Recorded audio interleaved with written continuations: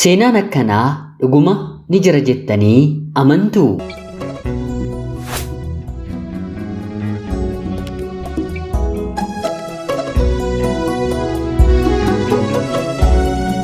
Yooyyaa ashama akkam jirtu kabajamtootaaf hordoftoota qophii keenya nagaaf jaalalli tokkummaan bakka jirtan hundaatti hunda keessaniif haa ta'u jechaa guyyaa har'aallee seenaawwan nama barsiisan nama hubachiisan dhuguma hawaasa keessa wanta akkanaa ni jiraayee kan nama jechiisan keessaa tokko isiniif qabadheen dhiyaadheera. Seenaan kun kan naaf ergame waggaa 3 dura. Haa ta'uutii garuu anumtuu dhugaadha jedhee amaneen qilleensarra oolchuun natti ulfaatee ture.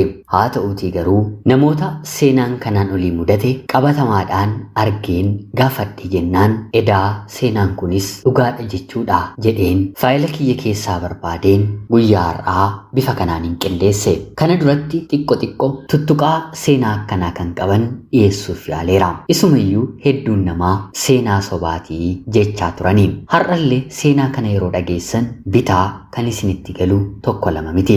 Garuu immoo dhaggeeffadhaatii gochaawwan akkanaa naannoo ganda keessan warri jiru komentii jalatti barreessaa. Laayik gochuun seenaa kana dhaggeeffachuuf eegalaa jechaa kallachumaan gara seenaa kanaatti kan isin dabarsu ani Gammachiis Tashoomeeti.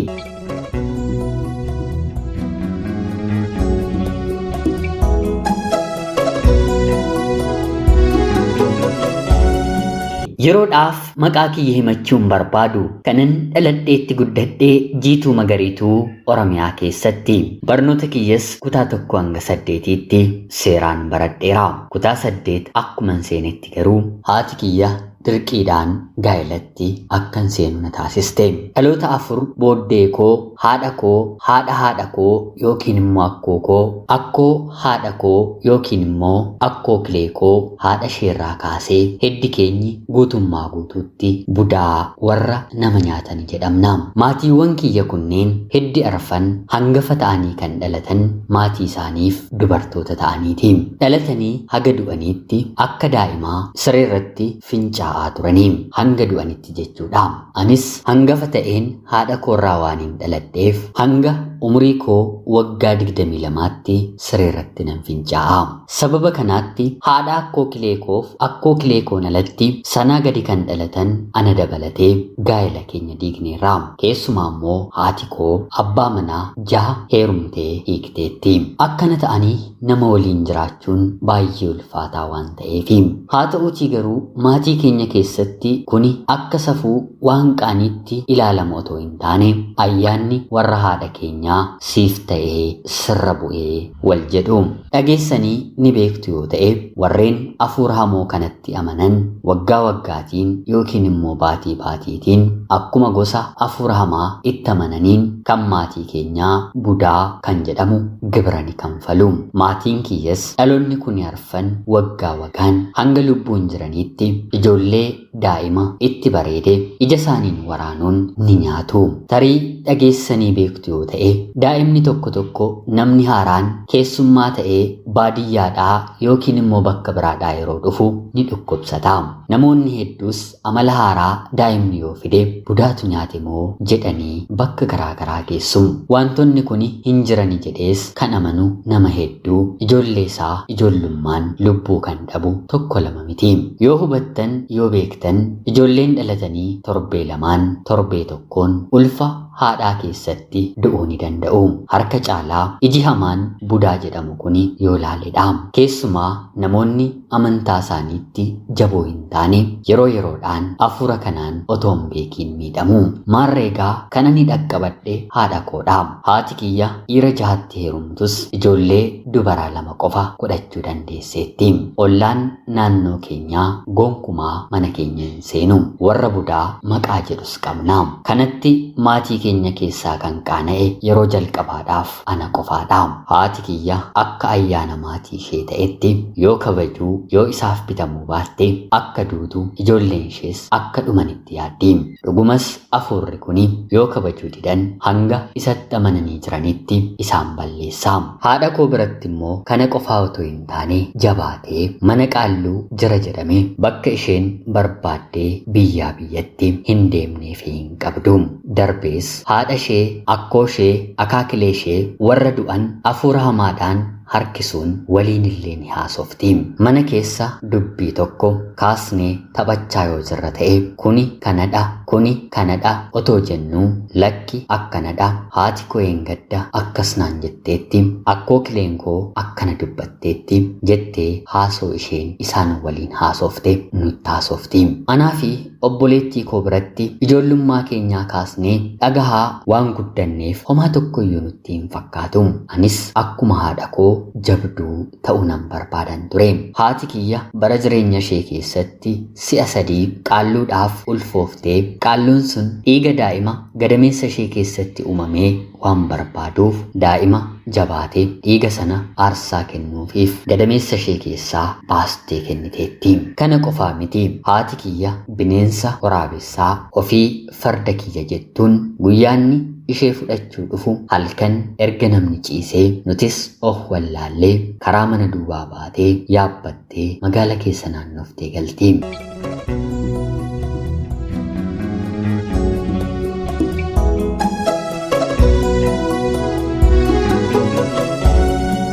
Dhimma kanatti namoonni nu shakkanii otoo hin taane nu beekan hedduun akka jiran nan beeka.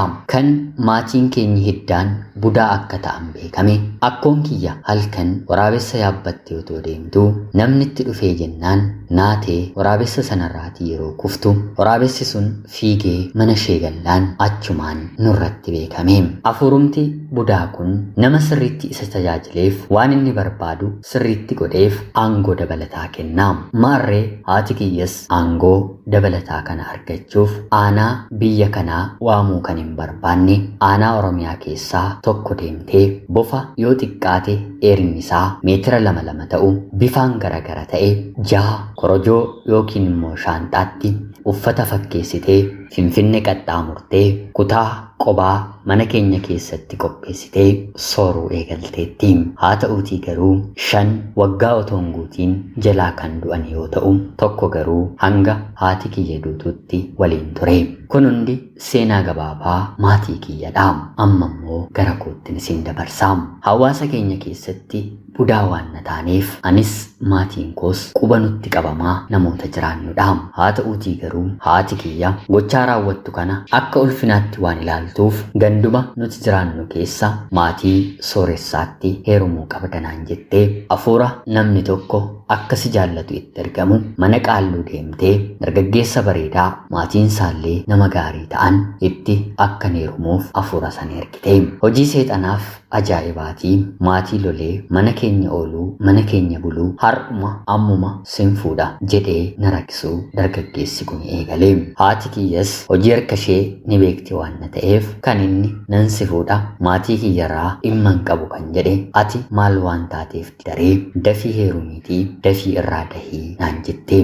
Kanaan anis barnoota kutaa 8ffaan ga'e adda kuteen maatiinsaa tole jechuu miti kanaan booddee ati dhala keenya miti bakka jedhanitti gaa'ela raawwatee na fuudhee mana tokko keessa jiraachuu eegalle. Dargaggeessi kun na haa fuudhu malee waa'ee dhimma maatii koo budaa jedhamnu ni beeka garuu immoo hin fudhatu yookiin immoo hin amanu. Amanuu baatus hafuurri haati kiyyeetti ergite garuu irratti hojjeteera. Sanuu namni kun mana amantaa hordofuutti nama dhiyaatu.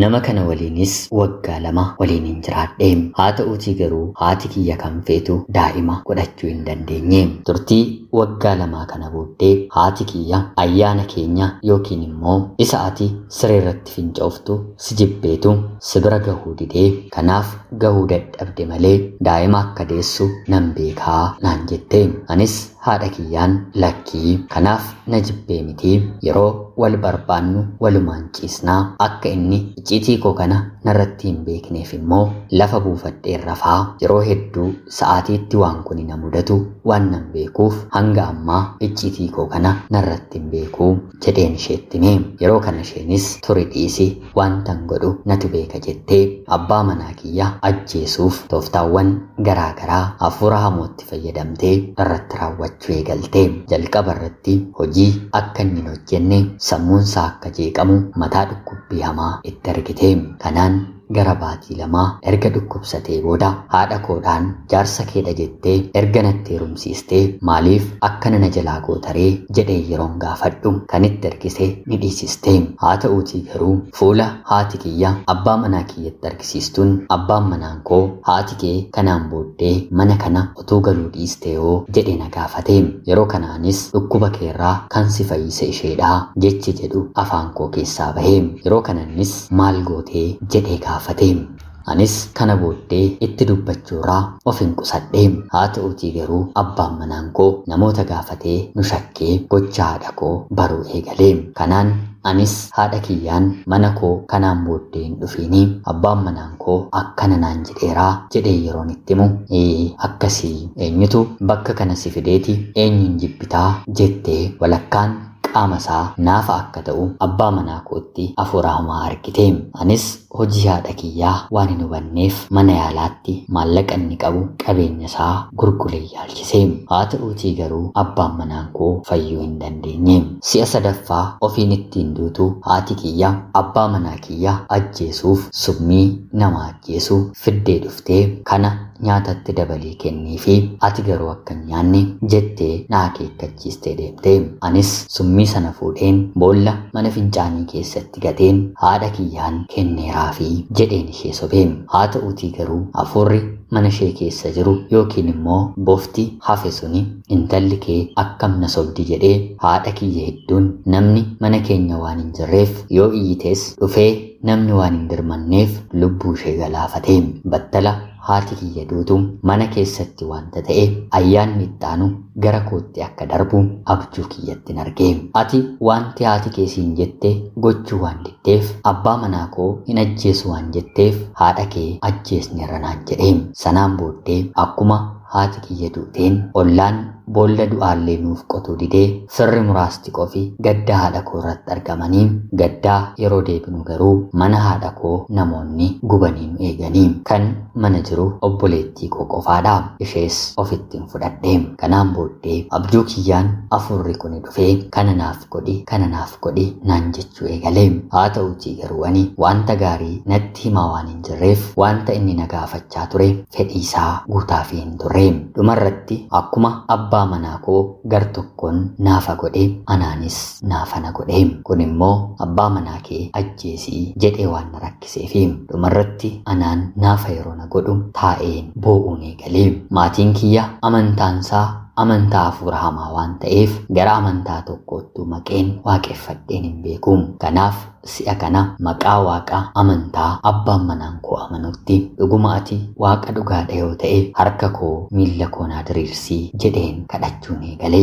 Abbaan manaan koo waggaa lamaaf walakkaa ani immoo waggaa lama naafa taanee obboleettiin koo mana keessatti nu wal'aanaa jiraanne. Sanaan booddee garuu guyyaa tokkotti rabbi nu yaadatee lamaan keenya hiikamne. Ta'us garuu anaan afurri sun nan dhiisne. Akkuma haadha keen galaafadhe siinis nan si galaafadha naan jedhee.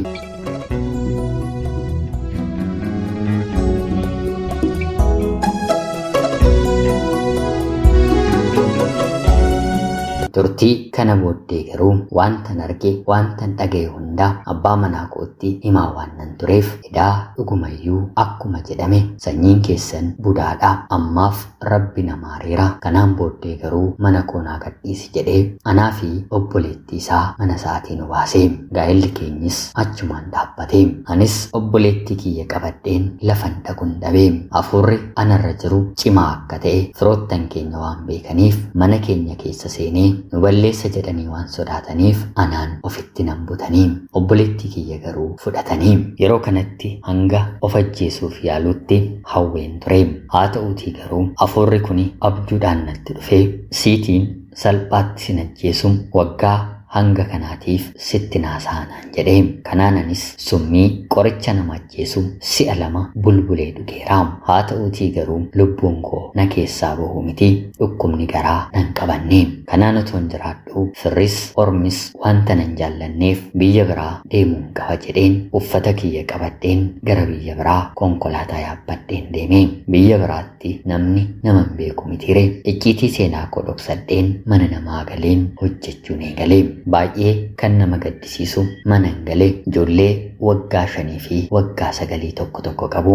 Ijoolleen sun baay'ee bareedu. Battala iji kiyya isaan argee dhukkubsatanii maatiin rakkoo waan hin beekneef garuma mana yaalaatti fiigaa. Ani garuu hafuurri kuni anarraa ka'ee namoota waraanuu akka jalqabe battala waan hin bareef waaqa amantaa abbaa manaa koo akkuma na fayyiste ijoollee kanas fayyisi jedheen boo'een itti miin torbee tokko booddee fayyaniin. Haa ta'uutii garuu maal akka argan beekuu baadhus ijoolleen kuni mana kana keessatti na jibbanii. Nyaata isaanii yoon qopheesse haadha isaaniitu kennaafi uffata isaaniis haadha isaaniitu uffisaa. Ani itti siqeen harkaaniin isaaniin qabu.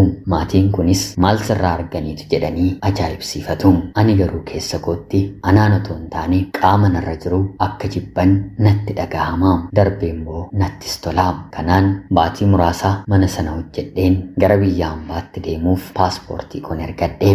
Viizaan kiyyas naaf deebi'e. Manan ani hojjedhus dubartoota 2 tokko naannoo Baahir Daar irraa kan dhufte tokko immoo intala Salaalee tokkotu ture. Hojiin mana sana keessaa baay'ee waan na ta'eef anitti dabalameen gaheen koos naaf kenname. Haa ta'uutii garuu hafuurri kun ammallee narraa deemuu didee halkan hirriba keessaa na kaasee ijoollee dubartootaa kana bakka isaan ciisanitti isaan doorsisuu eegala. Mucayyoon isheen Salaalee biyya hambaa dhuftee amantaa isheetti akka laaffattee fi bifa kanaan qoramuu hin qabnu jettee ganama guyyaa galgala kadhannaa bakka ciisnutti godhachuu eegalle. Kanaanis ani ofii hin beeku hafuurri maatii koorraa gara kootti darbe waa'ee koo waa'ee maatii koo hundumaa itti himeera. Isaan immoo tarii akka nuti barre yoo itti himte nahuu sodaachuu ni dandeessinaan jedhanii akka hafuurri narraa iyyaa turellee otoo natti hin hafanii. Maatii kiyya ana waliin dhaloota 5 hanga umuriin koo waggaa 22 ta'utti yoo xiqqaate maatiin koo immoo waggaa 50 yoo jiraatan waggaa 200 oliif rakkisaa dararaa kan ture. Kadhannaa eegallee torbee 2 booddee ifaaf ifatti natti mul'atee na loluu eegale. Akka na gadhiiseen deemnee fi lubbuu kiyya akka baasu maqaa waamee wantoota maatii kiyyaa fi anarratti dalagaa ture tokko lamaan natti odeessuun na loluu eegale. Kana yeroo dhagahan hiriyoonni koo na waliin jiraatan baay'ee sodaatanii. Sodaachuu qofa otoo hin taane yeroo kadhannaa eegallu kamittuu isaanitti kan hin mul'anne anatti mul'atee dubbii na waliin eegala. Kanaan hiriyoonni koo kun ana waliin buluu akka dadhaban maatii na hojjechiifatanitti yeroo himan kutaa gara biraa anaaf kennanii. Akka na dhukkubu sitti himuun harka caalu akkan boqodhuufis na gargaaranii. Maaliin boqodharee imimmaan kiyya dhangalaaseen uffata kiyya tarsaaseen rifeensa kiyya ofirraa kukkuteen yaa Waaqayyoo anarraas hidda dhaloota kiyyaarraas hafuura kana narraa ari'e jedheen kadhee. Torbee tokkoofis qofaa koottiin kadhadhe. Kanaan booddee hafuurri kuni ana obboleettii koo fi abbaa manaa koo kan turerraa al takkaatti yeroo ka'ee deemu Rabbi na argisiise. Waaqayyo samiif lafa kana uume jiraataa bara baraaf galanni ulfinni haa ta'u. Waggaa 250 hidda maatii koorra kan ture nurraa buqqa'ee deemeera. Dhalli namaa waan jiru keessaa bahee waaqa isaarratti yoo hirkate boqonnaa qaba. Haati kiyya ayyaana jettee ateetee baastee mana keessatti gibirri seexanaaf galchitu baasiinsaa kana kan jedhamu miti. Waaqaa gaditti kanan galateeffadhu hiriyoota koo biyya ormaatti na mudatan hafuurri budaa akka narra jiru otoo beekanii haati kiyya maatiin kiyya hafuura kanaan ija isaaniin nama waraanaa akka turan otoo dhagahanii Waaqayyoof ni danda'ama jedhanii warra amantiitti na cibsan guddaa galateeffachuun barbaada. Otoo isaan kanaan nan gargaarre ta'ee ani har'a lubbuudhaan hin jiru yookiin immoo sodaadheen jireenya haadha koo itti fufsiiseera. Ana obboleettii keessan biyya hambaarraati. Ulfaadhaa nagaatti galatoomaa.